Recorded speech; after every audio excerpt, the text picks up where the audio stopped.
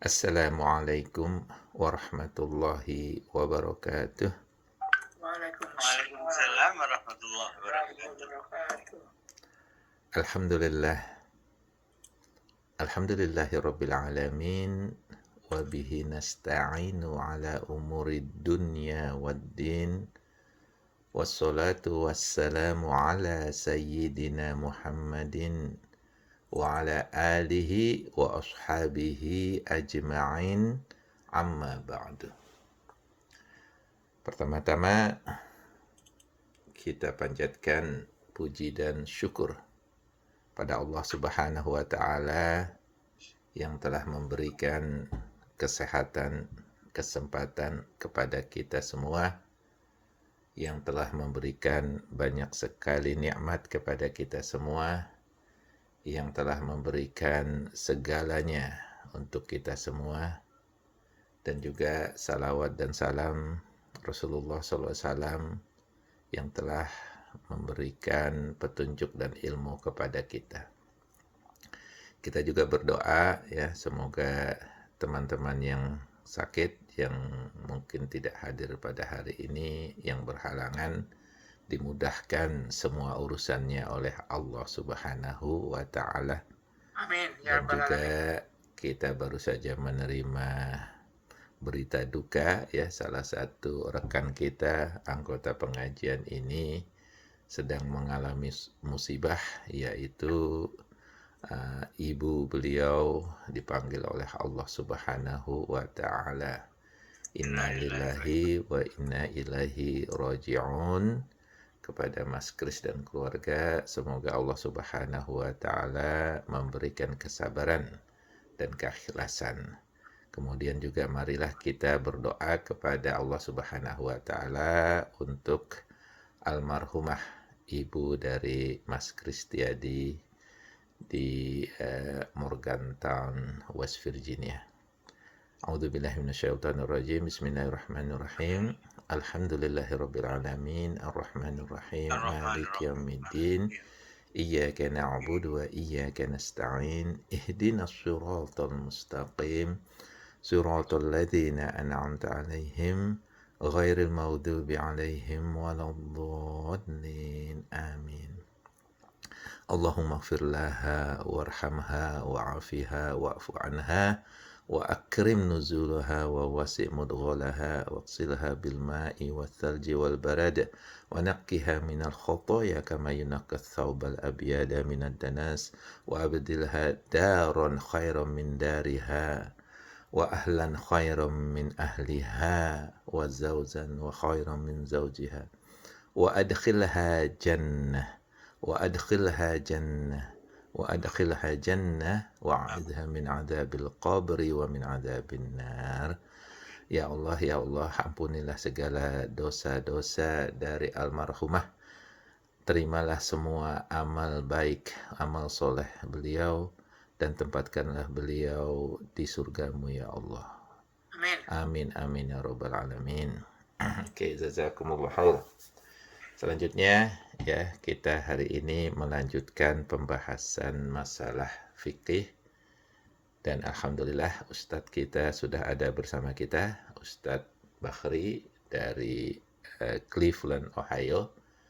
Dan insya Allah hari ini kita melanjutkan pembahasan kita. Silakan Ustadz Bakhri untuk memberikan materinya. Mungkin nanti kalau ada waktu kita ada juga komen dan tanya jawab. Tafadhol. Bismillahirrahmanirrahim. Assalamualaikum warahmatullahi wabarakatuh. Waalaikumsalam warahmatullahi wabarakatuh. Alhamdulillah wassalatu wassalamu ala Rasulillah wa ala alihi washabbihi wa mawalah. Asyhadu an la ilaha illallah wahdahu la syarikalah. Asyhadu anna Muhammadan abduhu wa rasuluh.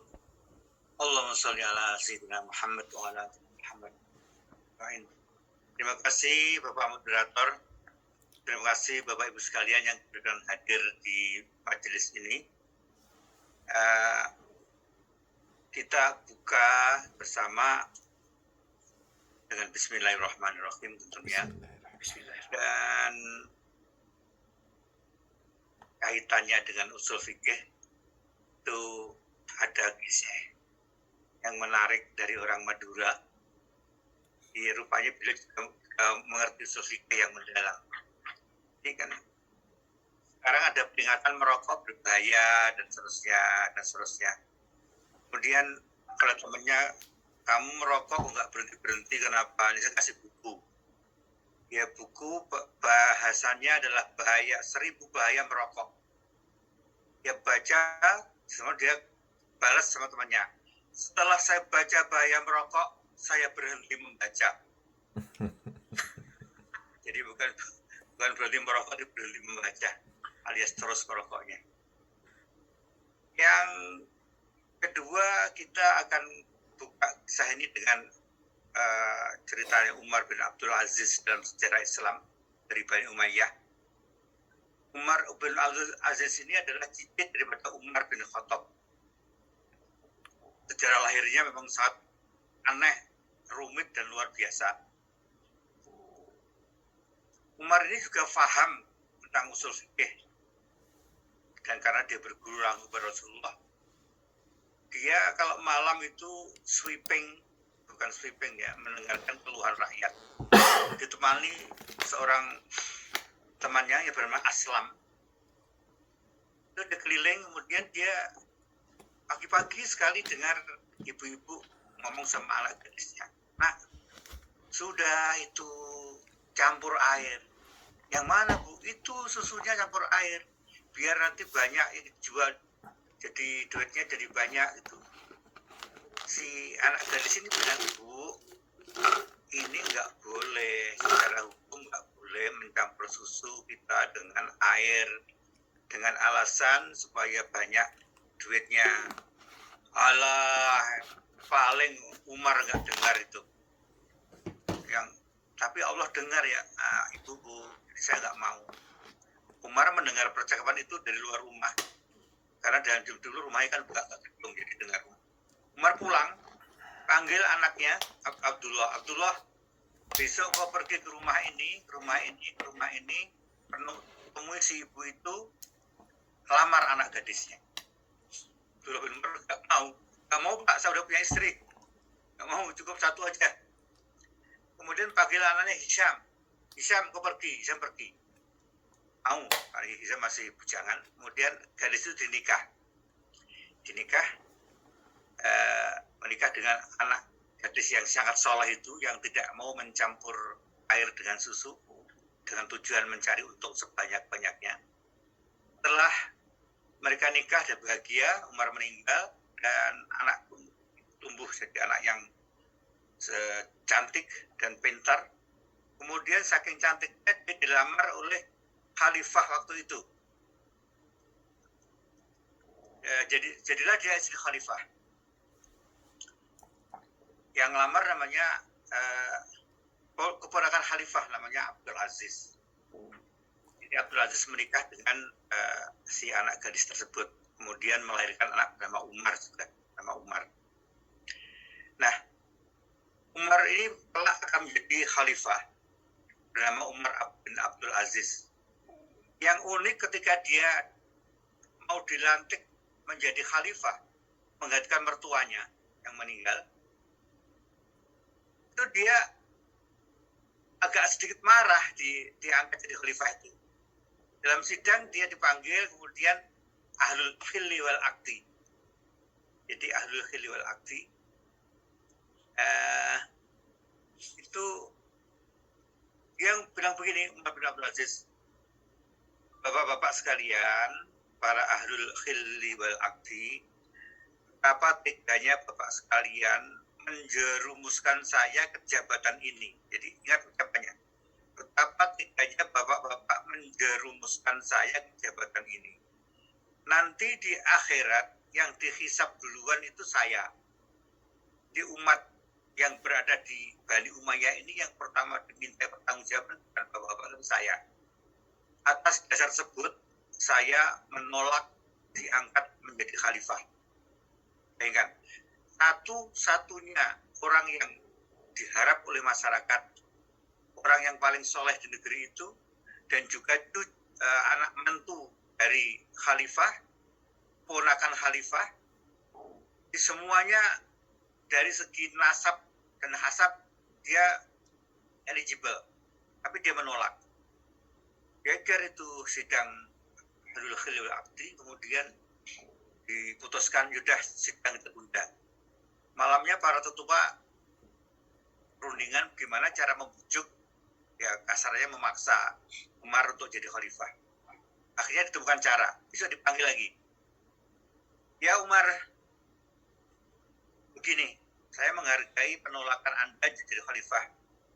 Tapi kalau negeri ini menjadi kacau karena tidak ada orang adil seperti Anda, bayangkan negeri diperintah oleh orang yang zalim, maka Anda lah yang pertama kali dihisab oleh Allah. Bukan kami, tapi Anda, karena Anda menolak jadi orang yang adil memimpin negeri kami. Waktu itu dia terpaksa dia. Ya tuan-tuan, kalau begitu saya terpaksa menerima, tapi satu syarat. Apa itu syaratnya? Kalau saya benar, saya ikut, supaya diikuti. Tapi kalau saya salah, saya langsung dihukum di tempat.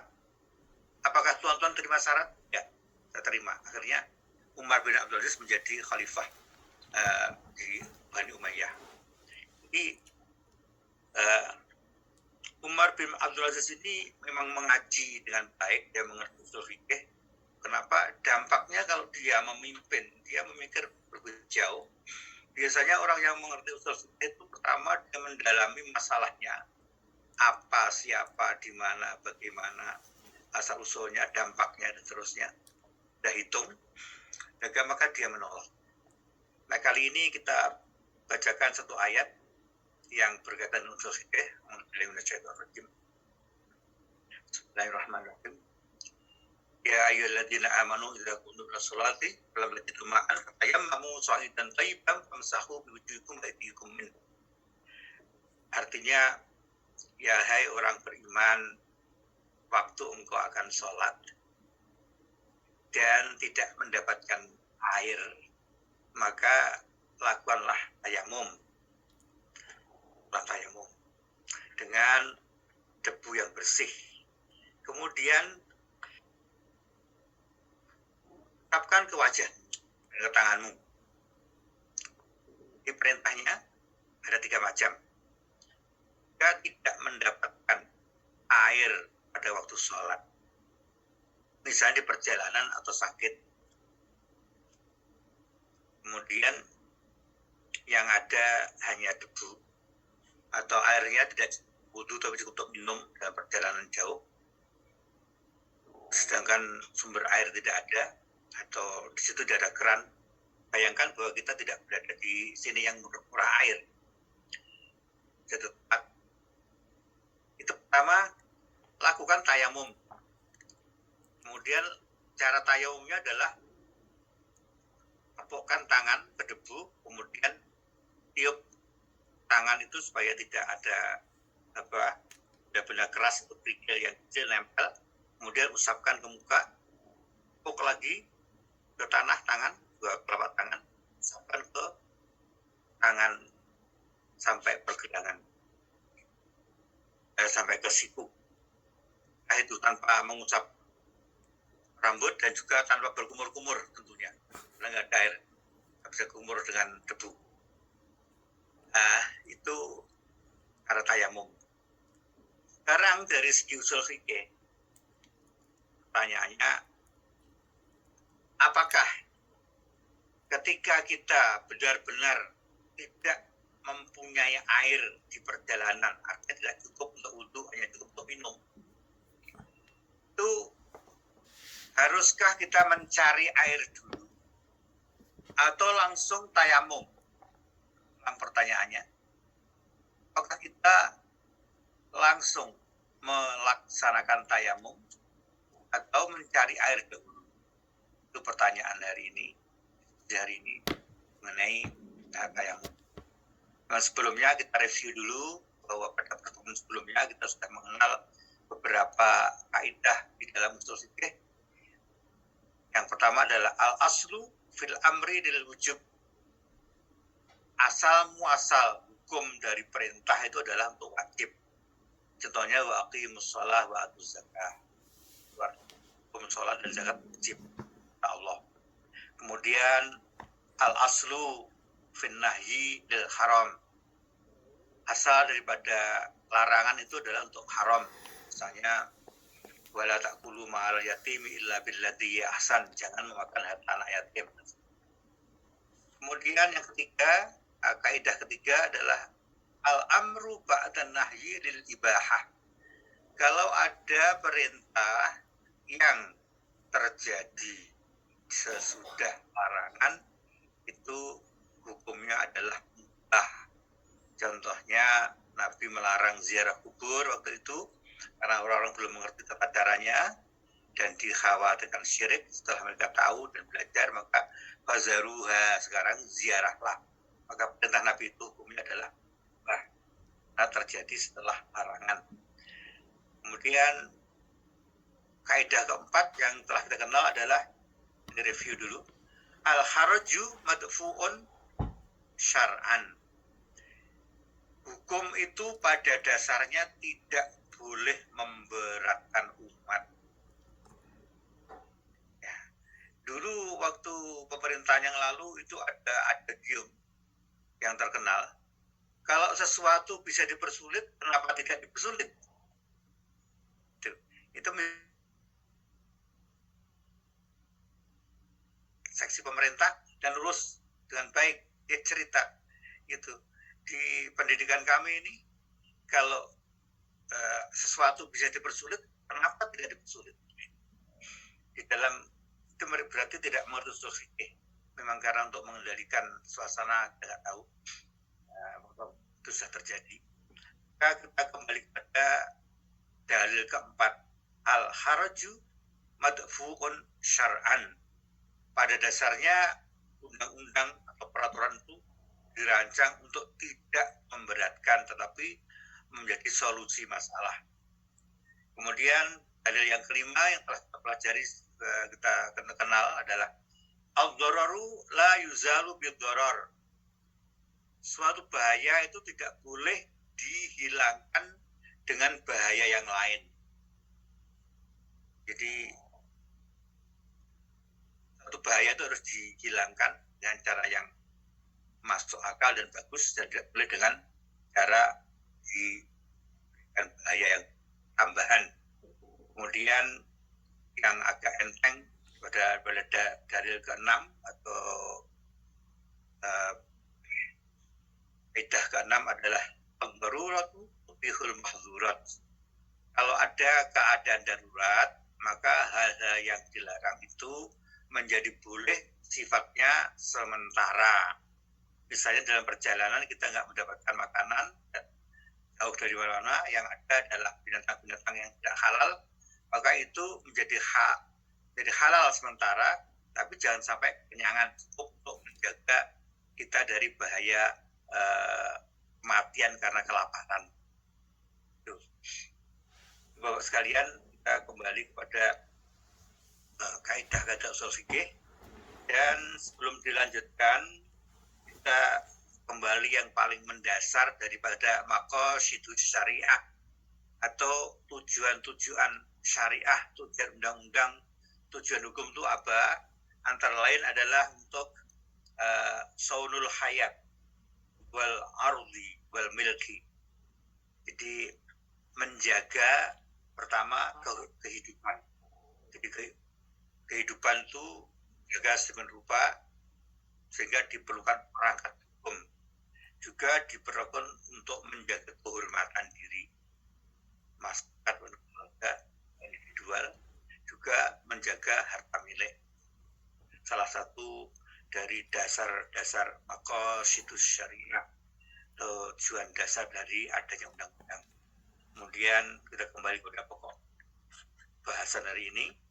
Kalau kita dalam perjalanan tidak ada air cukup untuk wudhu, hanya untuk minum dan masak, maka kita harus serta-merta melaksanakan tayamum atau mencari air. Jadi sementara kembalikan kepada Bapak Moderator, nanti akan kita lanjutkan. Dan Pak Moderator, dengan terima kasih, kita akan mendengarkan komentar Bapak sekalian. Jazakallah khair, Ustaz. Jadi ini PR buat kita. Silahkan dipikirkan pertanyaan tersebut. Jadi kalau ada yang ingin sudah punya jawabannya bisa diberikan nih. Apakah kita harus mencair dulu ya sebelum tayamum atau langsung tayamum karena kita hanya ada air atau tidak ada air pada saat itu. Di Qur'annya tidak ada perintah untuk mencari air dulu. Itu di Qur'annya ya. Jadi bagaimana pendapat atau penjawaban teman-teman nih secara individual. Ada yang mau ngejawab? Oh, Mas, ya sebentar Mas Doni. Mas Kris ada di sini ya, Mas Kris ya. Mas Kris, kami semua mengucapkan bela sungkawa atas meninggalnya Ibu Mas Kris. Kami berdoa ya semoga Allah Subhanahu wa taala mengampuni segala dosa-dosa beliau. Allahumma ighfir laha warhamha wa'afiha wa'fu anha. Dan Amin. juga Allah Subhanahu wa taala memberikan kesabaran dan keikhlasan pada Mas Kris dan keluarga. Amin amin ya rabbal alamin. Silahkan Mas Doni dilanjutkan kalau ingin memberikan jawabannya. Jawaban saya langsung tayamum. Langsung kalau tayamum. memang sudah dipastikan hanya bisa untuk, kan tadi ada prinsipnya harus memudahkan dan untuk menjaga kehidupan kan. Oke. Yang lain? Kalau ada ingin memberikan jawaban, nyari dulu atau langsung tayamum? Kalau saya, jawaban saya tergantung niatnya. Tergantung niatnya. Niatnya tayamum, Pak Bawa. Ya, kalau niatnya dari awal tayamum ya tayamum, tapi kalau niatnya mau cari air dulu ya cari air dulu. Oke, yang lainnya gimana? Jadi dua sama nih ya pendapatnya ya. Istilahnya langsung tayamum lah ya. Pak Bowo sama Mas Doni. Kalau saya cari dulu lah niatnya. Oh, cari dulu. Terutama kalau di Amerika ya. Oke. Nggak tahu kalau di gurun. Oke, tergantung situasi ya. Tergantung situasi. Kalau di Amerika bisa lah. Oke. Kalau di gas station banyak tuh air tuh, malah ada tulisannya tuh kan. Air katanya.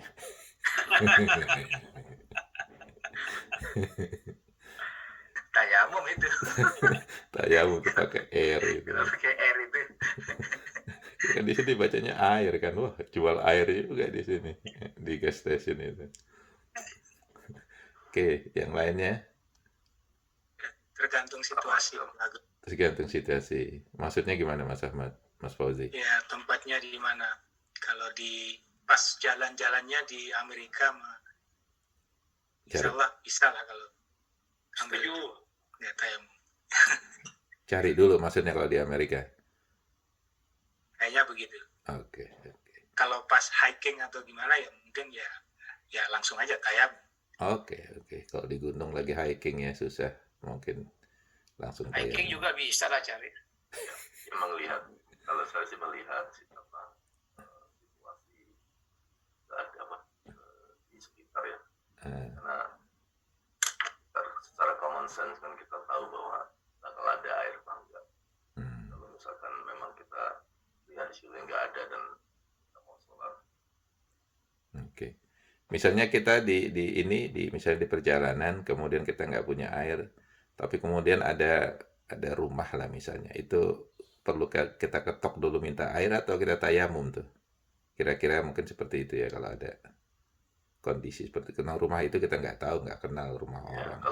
Kalau di Indonesia kita ketok rumah nggak apa-apa, kalau di sini bisa ditembak. Oke, jadi dasarnya kalau di sini nggak diketok ya. Kalau dulu sih katanya sejarahnya di sini kayak kita juga apa-apa. Boleh diketok. Dulu kalau zaman dulu kita di kampung tuh selalu disediakan air di Iya, padasan ya, namanya padasan. Iya. Oke, ada lagi? Tapi kalau saya nggak tahu ya kenapa kalau misalkan saya sholat dengan tayamum gitu, kayaknya ada yang kurang. Oh iyalah, itu kondisi emergensi itu tayamum itu. Karena sudah terbiasa wudhu gitu ya. Iya. Apalagi nggak kumur Pak ya. Jangan nggak kumur apalagi. Apalagi gosok gigi pakai debu.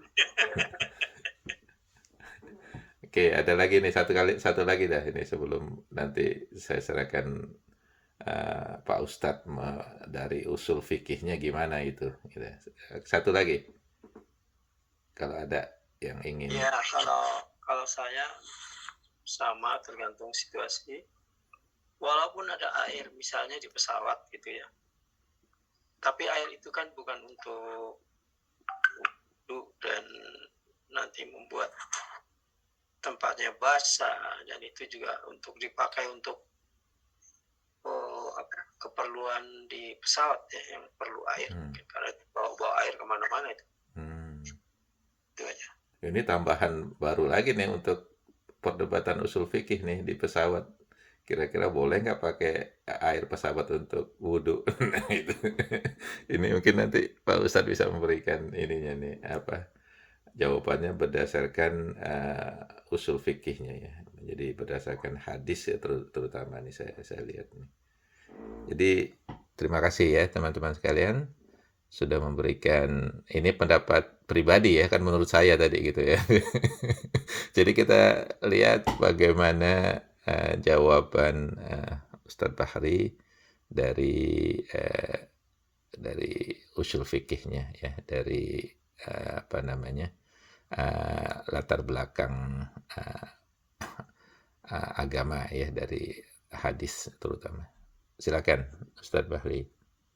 Terima kasih Bapak Moderator, terima kasih Bapak sekalian. Dasar dari usul fikih ini memahami ayat tersebut. Ayat itu ditulis di dalam bahasa Arab dengan atau bahasa yang sangat tinggi tingkatnya, dalam balaghah sangat tinggi. Jadi di dalam ayat itu ada kata fa'ilam tajidu ma'an. Kuncinya di situ. Fa'ilam, seandainya tiada, tajidu, engkau semua mendapati air, ma'an, air, maka begini. Di kuncinya di bahasa Arab, ilam tajidu ma'am fatayammamu. Sekiranya tidak engkau dapati air, maka tayamumlah. Di sini penggagas usul fikih yang pertama, Imam Syafi'i itu lahir di Gaza dan dia pintar bahasa Arab. Dan dia mengerti makna-makna yang mendasar di bahasa Arab. Itu salah satu kunci untuk istimbat. Itu adalah mengerti bahasa Arab. Imam Syafi'i berpikir, kata-kata fa'ilam tajidu, sekiranya engkau tidak mendapati, itu maknanya tidak dapat itu setelah mencari. Kalau belum mencari namanya bukan mendapat tapi melihat. Itu kaidahnya dasar dari Imam Syafi'i.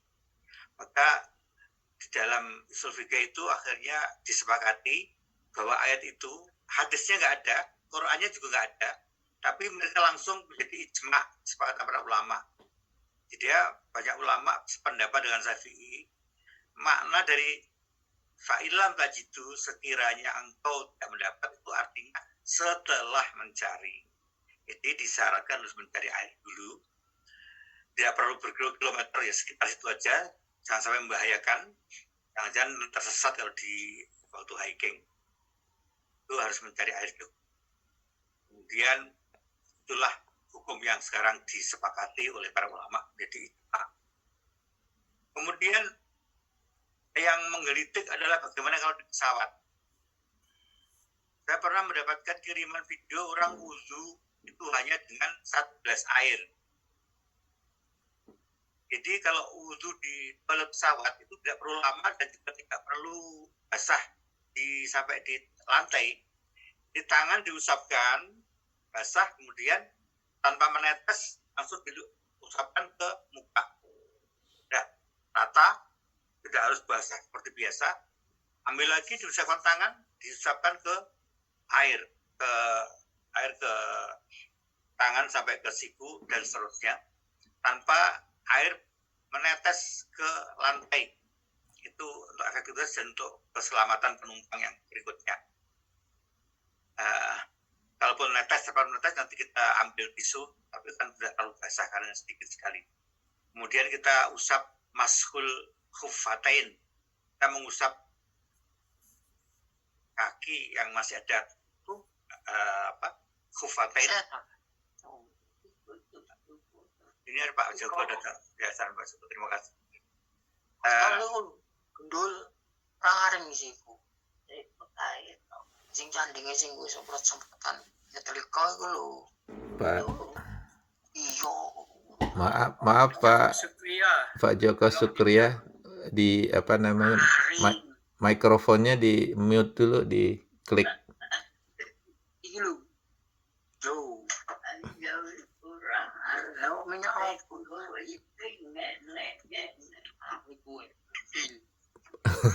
Saya nggak ngerti itu bahasa apa.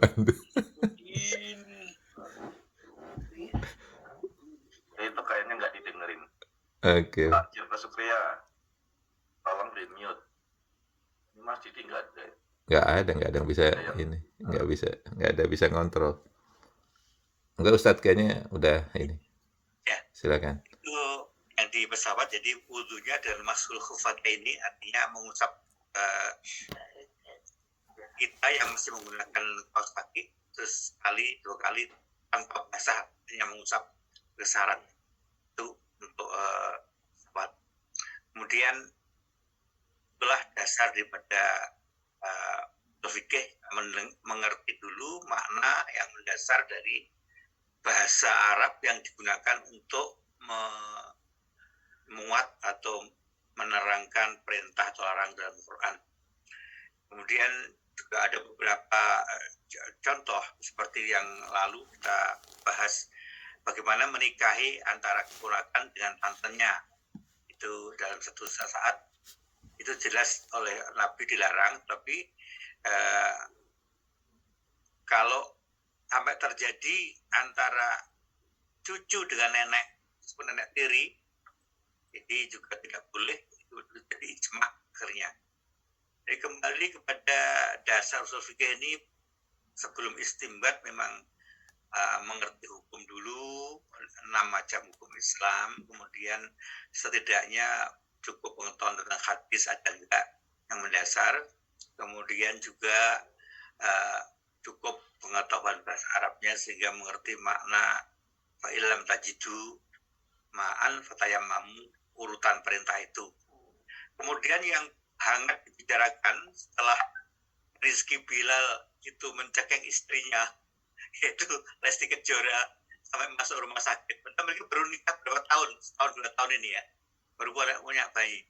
Itu pernikahannya diliput oleh koran, TV dengan besar-besaran. Di pernikahan abad ini kelihatannya mungkin lebih seru dari pernikahan Charles dengan Diana di Indonesia. Jadi Rizky Bilal dengan Lesti Kejora nikah. Baru beberapa tahun sudah terjadi hal yang tidak mengenakan KDRT. Kemudian terjadilah penganiayaan menurut polisi. Dan sekarang Lesti Kejora sedang dirawat di rumah sakit. Si suaminya, Rizky Bilal, lagi dipanggil polisi. Pertanyaannya, kalau ada orang menggunakan ayat dalam surah An-Nisa, itu fadribuhun, itu ada 3 tingkat kan. Menginginkan istri itu ada 3 tingkat. Ini yang lagi hangat dibicarakan. Kalau misalkan di dalam satu rumah tangga ada terjadi sesuatu misunderstanding, itu ada 3 tahapan untuk mengingatkan istri. Pertama, fa'idhuhunna dalam surat An-Nisa ayat 4. Kemudian tahap kedua adalah wahjuruhunna fil madhaji'. Itu urutan usul fikihnya begitu. Itu ayat yang paling lengkap sekaligus menunjukkan urutan usul fikihnya, tahapan-tahapan dalam usul fikih. Kalau istri tidak taat suami, pertama fa'idhuhunna, nasihatillah.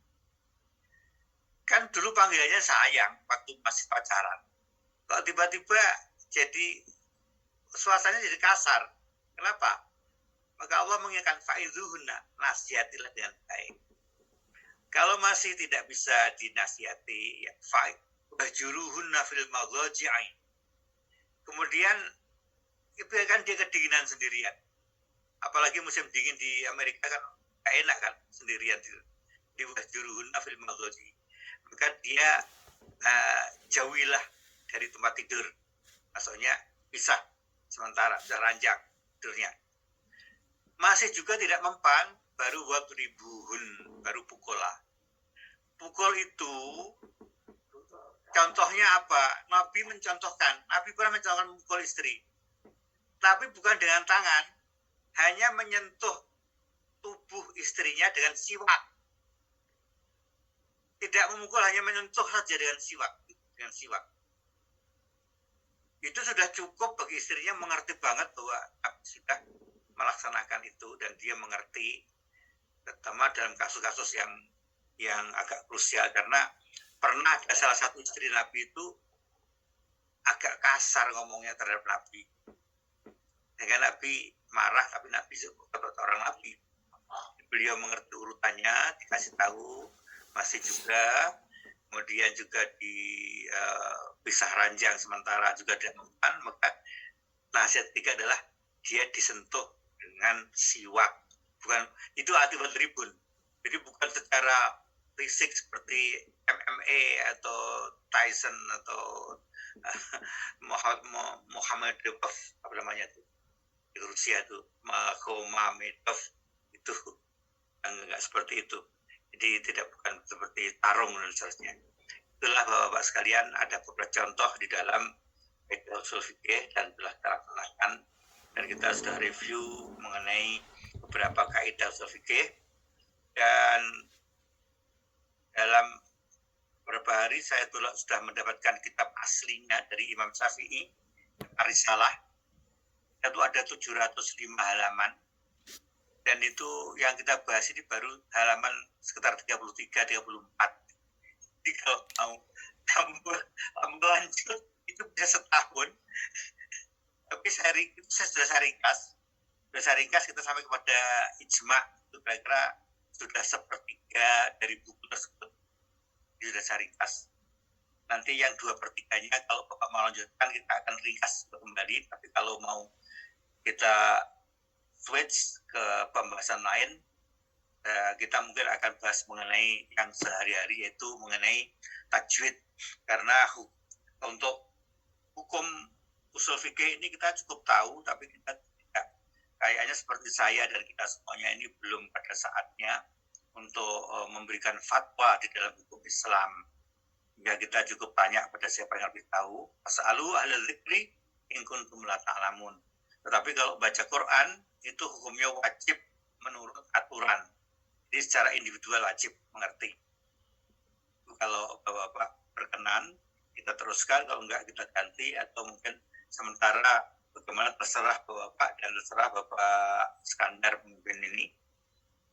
Tapi bagaimanapun saya tetap sedia untuk bersama-sama Bapak sekalian. Sekali lagi, kalau ada kesalahan dari saya sendiri, kalau ada benarnya dari Allah, semoga kesalahan diampuni dan ada manfaatnya. Kita bersama-sama berdoa semoga manfaat ini akan meluber ke keluarga kita. Saya kembalikan dengan iriman terima kasih kepada Bapak Moderator. Saya kembalikan. Alhamdulillahirabbil alamin. Oke, jadi itu ya jawabannya dari PR atau pertanyaan yang sebelumnya. Apakah perlu mencari dulu menurut ijma ini ya, jadi ijma ulama ya, terutama Imam Syafi'i di bukunya tersebut, ijma ulama mengatakan bahwa harus berusaha mencari dulu ya, berdasarkan kaidah usul fikih dan juga kaidah dalam bahasa Arab tersebut yang menyatakan fa'ilam tajidu ya, jika kalian tidak mendapatkan, artinya tidak mendapatkan itu harus mencari dulu.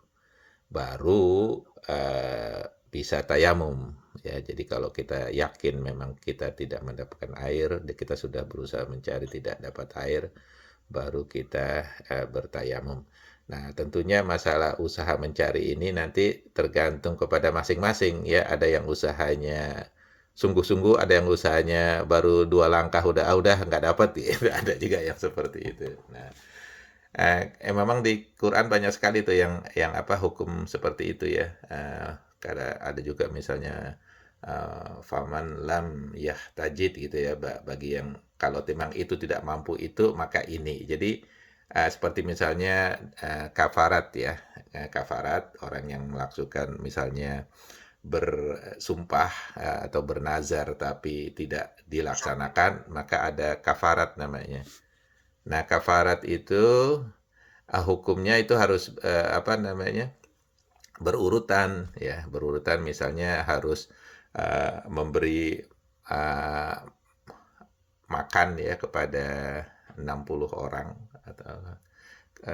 atau 10 ya, saya lupa ayatnya. Kemudian setelah itu memberi pakaian ya, setelah itu baru puasa 3 hari berturut-turut. Nah, itu sebelum mengatakan puasa 3 hari berturut-turut, ada kata faman lam yahtajid, kalau memang kalian tidak mampu yang atas itu hukum sebelumnya, maka baru boleh puasa 3 hari berturut-turut. Nah, banyak juga orang yang apa namanya kafarat, bayar kafarat itu langsung puasa 3 hari, karena itu yang paling mudah kan, nggak perlu duit, nggak perlu apa, puasa 3 hari aja gampang berturut-turut gitu. Nah, ini mungkin hukum yang perlu kita ketahui ya dalam Islam ya. Kalau ada kata-kata seperti itu berarti harus dilakukan dulu, kalau nggak mampu baru pilihan terakhirnya dilaksanakan. Saya serahkan lagi ke teman-teman kalau ada pertanyaan.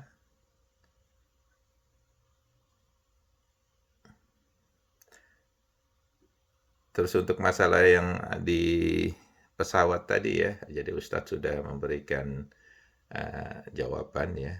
Paling tidak bisa kita juga memakai air di pesawat tersebut, tapi secara minimal gitu ya. Jadi kalau bisa jangan membuang. Emang sebenarnya kaidahnya di dalam berwudu seperti itu, jangan buang-buang air. Bahkan Rasulullah SAW menyatakan kalaupun kalian berwudu di air yang mengalir, di sungai yang mengalir, tetap harus apa namanya tidak membuang-buang air. Bayangkan ya. Nah, jadi seperti itu juga mungkin di pesawat, kalaupun kita berwudu di pesawat diusahakan seminimal mungkin memakai air. Dan juga kita ketahui dalam berwudu itu sebenarnya hanya ada 4 bagian badan ataupun tubuh yang wajib untuk dibasuh ya. Jadi muka, tangan, kepala, dan kaki saja sebenarnya. Nah, itu juga bisa dilaksanakan ya, yang minimalnya saja yang diusap, yang dibasuh ya, sesuai dengan ayat dalam Al-Quran. Karena yang lainnya kan hukumnya sunnah. Nah, itu mungkin juga sebagai tambahan. Oke, bagi teman-teman yang ingin memberikan komentar atau pertanyaan, silahkan. Kita ada sekitar mungkin 15-an menit ya, sebelum nanti kita tutup. Hari ini lengkap Pak, ada Pak, banyak nih Pak Iskandar, Pak Fauzi, kemudian Pak Joko, ada Pak Sukriyanto juga, ada Bu Muslim Martin, ada juga Pak Karya, ada banyak ini alhamdulillah hari ini. Alhamdulillah. Prof Muslim dan seterusnya. Iya. Kalau mau bertanya, Iya. ini Jadi kalau wudhu mohon maaf, kalau di pesawat wudhu bisa cuma ini aja, wajah aja ya, yang wajib aja. Iya, wajah, tangan, kepala, sama kaki itu yang tangan yang wajib. untuk jari. ini ada yang bertanya ini. Assalamualaikum. Waalaikumsalam warahmatullahi wabarakatuh. Saya buka dalam Al-Quran surat An-Nisa dan surat Al-Maidah itu bacaannya falam tajidu ma'an fatayammamu sa'idan thayyiban, bukan fa'ilam tapi falam. Ya, Falam terima tajidu. kasih. Oke. Assalamualaikum warahmatullahi wabarakatuh. Waalaikumsalam Terima kasih warahmatullahi banyak. Salam tajid, terima kasih.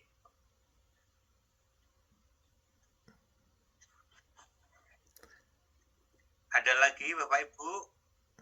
Apa bisa aku tak tinggal, aku tak tempat sepur. Iya.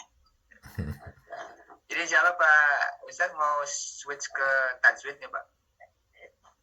Atau gimana?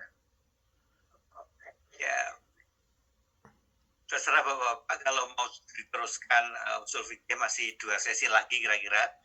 Jadi saya ringkaskan Bu yang itu saya ringkaskan. Nanti kan sudah sampai dalil-dalilnya kan sudah cukup. Kemudian ada beberapa kaidah yang belum tercover. Jadi 2/3 buku itu akan ringkaskan kalau masih ada waktu Bapak. Kalau tidak kita akan misalnya akan switch ke bacaan tajwid. Kalau saya Stasiun terus motor stasiun dan di Pak Joko Sugrianto ada pertanyaan Pak? Pak Is itu tadi. Pak Is silakan.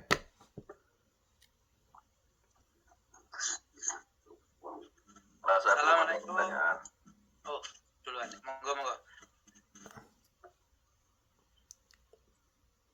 Waalaikumsalam. Oke, mohon bertanya ini ya. Nah, kalau itu kan secara tegas dinyatakan bahwa jika tidak menemukan air, karena pada waktu itu mungkin teknologi untuk bersuci itu adalah air, gitu ya. Bagaimana dengan sekarang ini, misalkan ada pengganti air, mulai dari tisu basah sampai benda-benda yang dapat digunakan sebagai bersuci, apakah bisa dihukumi sebagai air? Begitu, matur nuwun. Silakan Tasbari, ini menarik nih, tisu basah. Tisu basahnya dengan air apa basah apa nih? Apa alkohol basahnya? Silakan Ustaz. Terima kasih. Ini pertanyaan menarik. Jadi di dalam hukum air, setiap kitab fikih selalu dimulai dengan babul miyah. Jadi kitab Fathul Qorib, Fathul Mu'in, Fathul Wahab, itu tiga-tiganya kitab fikih itu semua dimulai dengan babul miyah. Bab mengenai air. Air tohir, mutohir, suci dan mensucikan. Kalau tisu basah itu pada dasarnya dengan air dulu ya, yang suci dan mensucikan, dan debu juga suci dan mensucikan. Kemudian tisu itu kalau basahnya dengan alkohol itu tidak boleh karena suci tapi tidak mensucikan. Seperti wudhu dengan air teh juga tidak sah. Dengan limun dan juga minuman botol itu juga boleh karena sudah meskipun suci tapi tidak mensucikan. Tohir tapi ghairu mutohir. Tapi kalau misalkan menggunakan tisu pengen mulai dengan air dari keran itu masih dibolehkan karena bahasanya bahasa air yang suci dan mensucikan. Jadi kita lihat dulu bahasanya dengan alkohol atau dengan air suci. Ini menarik ya, karena ya saya secara langsung kan belum pernah bersentuhan dengan yang namanya salju gitu ya. Tapi pernah lihat pada suatu saat YouTube itu di suatu komunitas yang tinggal di salju, ya di mana-mana salju, mereka tidak ada sumber air. Tapi ketika mereka mau mencari air, itu mereka mengambil bongkahan es, kemudian dipanaskan, dan kemudian itu menjadi air yang, dan mereka bisa memilih salju mana yang sekiranya kotor dan salju yang bisa dikonsumsi gitu. Orang-orang di Taiga, di Mongol atau di, saya kurang tahu, lupa apa, pernah lihat di YouTube. Nah itu kan bukan air, tapi itu kan salju. Apakah dihukum itu kan salju, dipotong dulu, dibakar atau dipanaskan baru gimana? Kurang ono sih neng kuno nomor teleponku. Jadi Nomorku. Mas Joko, Pak Joko Sukriya, mohon di mute Pak Joko Sukriya. Pak Joko Sukriya, Pak Sukriyo, tolong di mute. Tolong di mute ininya, apa namanya, komputernya atau cellphone-nya. Iya, kita dengar semua pembicaraan. Oke, terima kasih. Jadi sebelum Pak Ustadz menjawab, mungkin saya jawab dulu dari segi sains ya, sains bahwa yang nama air itu bisa menjadi 3 bentuk ya, bentuk gas ya seperti uap, bentuk liquid ya kayak air biasa yang kita minum, dan bentuk yang solid yaitu es ataupun salju ya. Jadi salju atau es itu air gitu Pak Zakaria. Jadi itu air, memang air. Jadi dari segi unsur kimianya itu H2O namanya. Jadi air, formulanya adalah air. Jadi itu air juga kalau es ataupun salju. Begitu Pak Zakaria. Mungkin kalau Ustadz ingin menambahkan, kalau air yang sudah dipanasin apakah masih mensucikan atau tidak? Ya, terima kasih. Sebenarnya langsung tayamum dengan salju juga bisa, jadi asal tangan basah saja, jadi nggak usah raup salju, diraupkan semuanya gitu, nggak perlu, hanya basah tangan dengan salju itu cukup, karena pengganti debu yang tayamumnya dengan salju. Kalau dipanasi itu nanti kalau temperaturnya lebih panas lagi, itu hukumnya makruh. Seperti air yang terpapar sinar matahari, itu kalau kepanasan pada derajat tertentu, itu hukumnya makruh digunakan.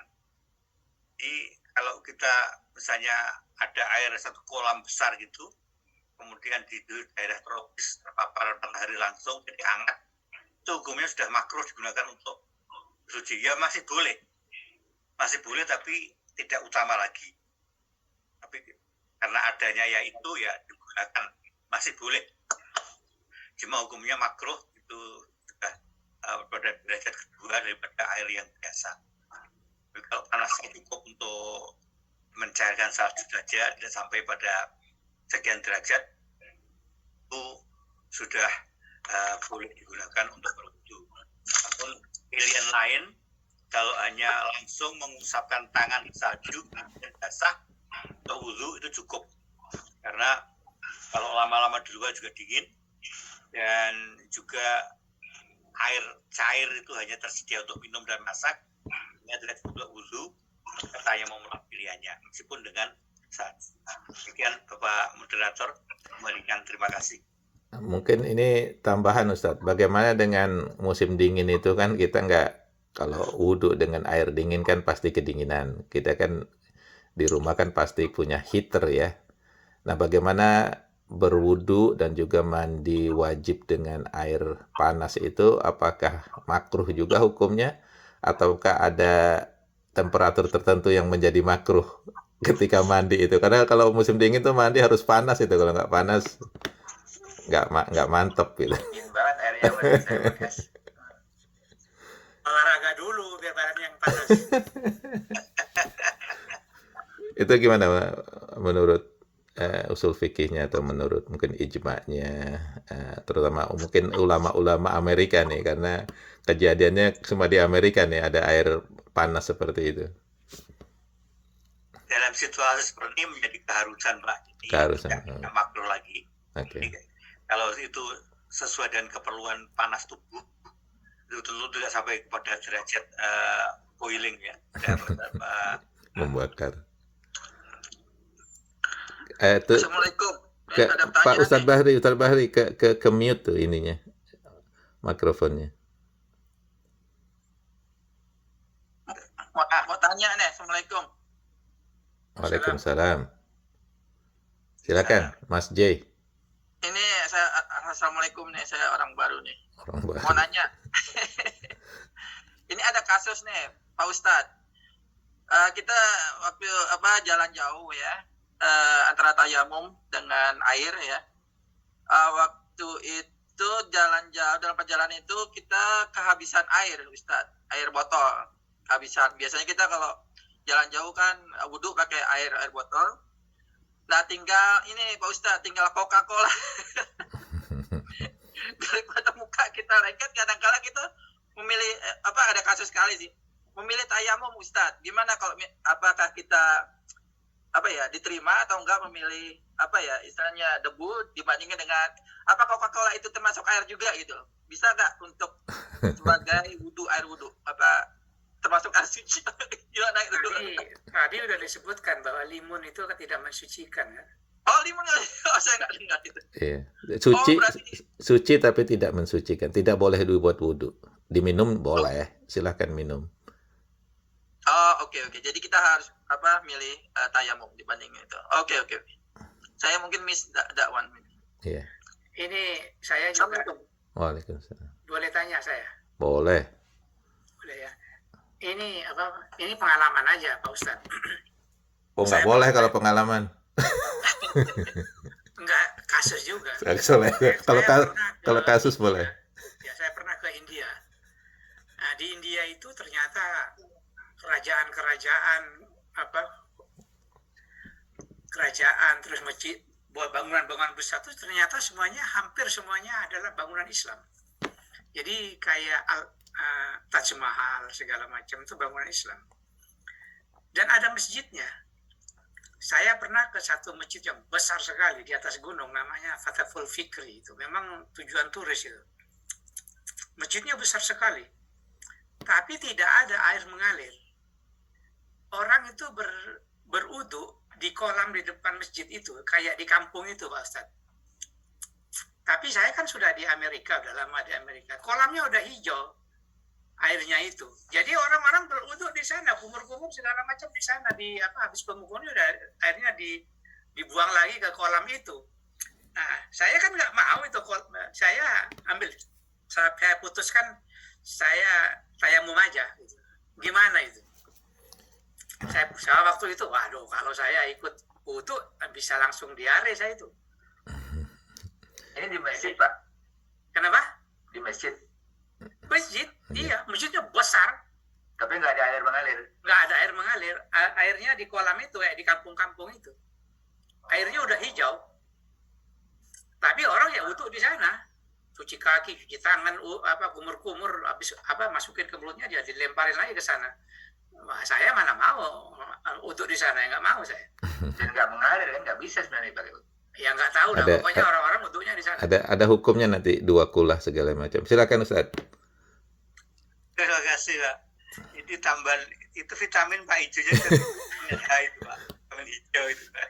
Wah itu bisa langsung diare saya itu.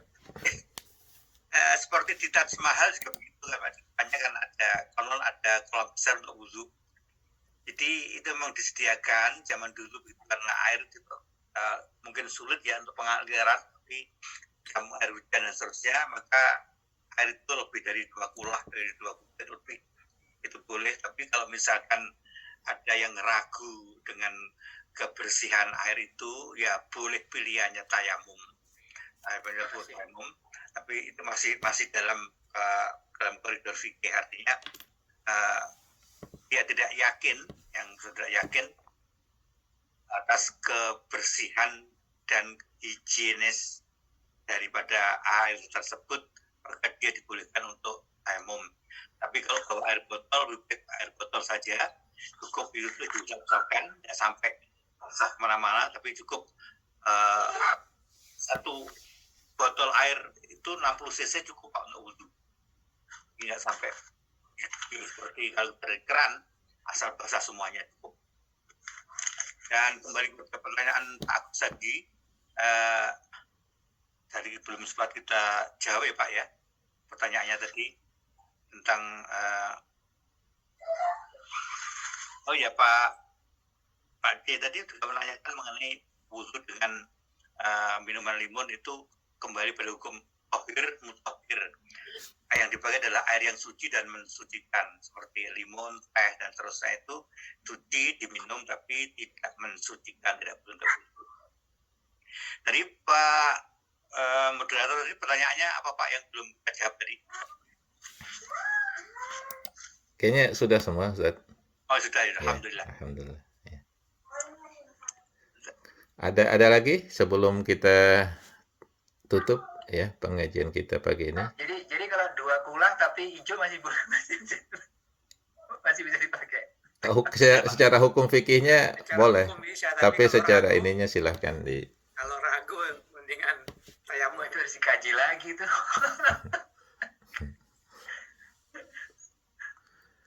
ya. Yang lain mungkin.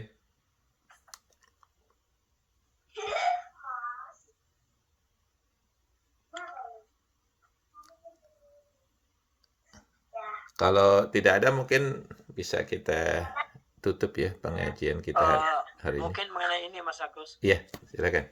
Tadi kan ada usul mau lanjut atau mau tajwid. Lanjut. Kalau saya usulnya selesaikan dulu buku fikihnya, tinggal 2 sesi katanya ya. Iya. Gitu, jadi mungkin itu dulu. Nggak tahu teman-teman yang lain gimana. Saya setuju lanjut.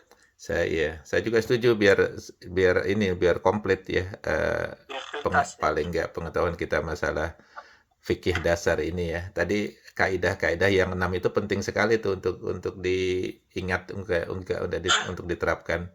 Karena biasanya kita cuma ingat yang terakhir aja.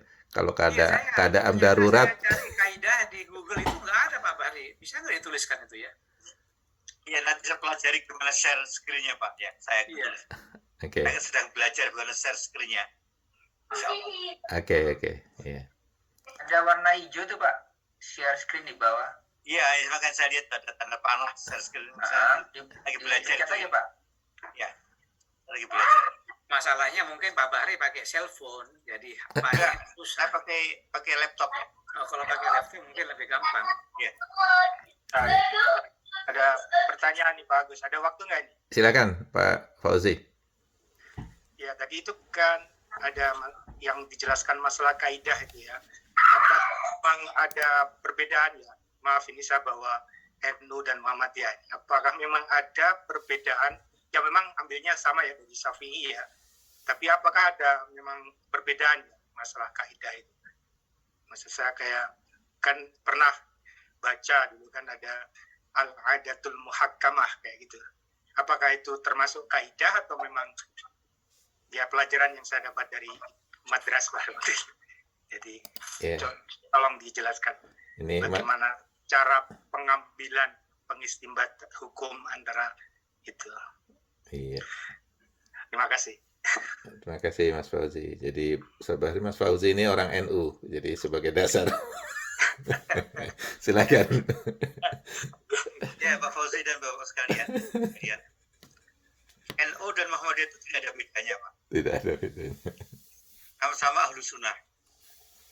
Jadi kalau orang mengatakan NU dan Muhammadiyah itu ada bedanya, itu tidak mengenal mazhab 4. Saya sendiri pernah pindah mazhab Pak. Ini intiqal mazhab boleh. Jadi saya katakanlah orang NU, tapi juga saya pernah menggunakan mazhab Muhammadiyah, yaitu mazhab Hanafi. Ketika naik haji, itu namanya intiqalul mazhab, itu boleh. Tetapi dasar-dasar dari Muhammadiyah dan NU itu di dalam memutuskan hukum itu tidak ada bedanya. Mereka berdasarkan kaidah usul fikih yang ketat, dan mereka orang-orang alim semuanya. Nanti kalau sudah masalah populer yang top, misalnya awal puasa, itu baru mereka debat. Ikut Muhammadiyah apa ikut negara? Itu NU atau ikut Muhammadiyah? Itu sebenarnya tidak ada perbedaan, hanya pada masalah ijtima. Ya, ijtima itu adalah konjungsi. Di situ mereka perbedaannya. Yang percaya ru'yah itu mengharuskan bahwa hilal atau bulan sabit itu harus 2 derajat di atas ufuk. Sementara lembaga tarjih Muhammadiyah itu tidak mengharuskan 2 ufuk, 2 derajat di atas ufuk. Kurang 2 derajat pun sudah boleh puasa. Kalau menurut saya, ya, saya orang LO, saya mengatakan Muhammadiyah itu lebih teliti, Pak, di dalam menetapkan hukum, karena dia lebih hati-hati. Tapi kalau melihat dari pendapat yang sisi lain, misalkan sumu li ru'yatiha wa aftiru li ru'yatiha,